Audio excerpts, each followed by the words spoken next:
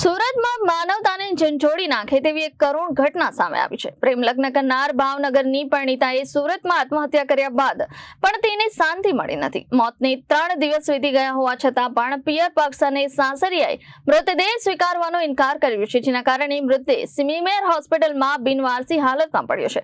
બીજી તરફ માત્ર 2 વર્ષની માસૂમ દીકરીને બાળાશ્રમમાં આશરો આપવો પડ્યો છે।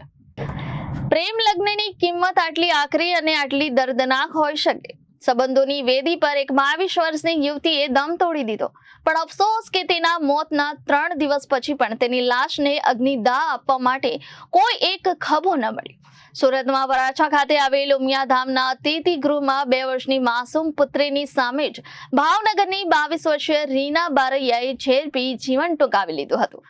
કાળજું કંપાવી નેનાની કરુણતા એ છે કે પતિ તો 4 મહિના પહેલા જ ફાની દુનિયા છોડી ગયો હતો અને હવે માતાએ પણ આપઘાત કરી લેતા માત્ર 2 વર્ષની બાળકીએ 4 મહિનામાં જ માતા પિતા બંનેની છત્રછાયા ગુમાવી દીધી છે। પિયરિયાએ જીવતે જીવતો મોં ફેરવી લીધું હતું, પણ મર્યા પછી પણ લોહીના સંબંધો ન પીગળ્યા। પિયર કે સાસરી પક્ષ બંનેમાંથી કોઈ અભાગી દીકરીનો મૃતદેહ સ્વીકારવા તૈયાર નથી। 3 દિવસથી રીનાનો મૃતદેહ સિમીમેર હોસ્પિટલના કોલ્ડ રૂમમાં સ્વજનોની રાહ જોઈ રહ્યો છે। Bureau report, Janadesh news, Surat.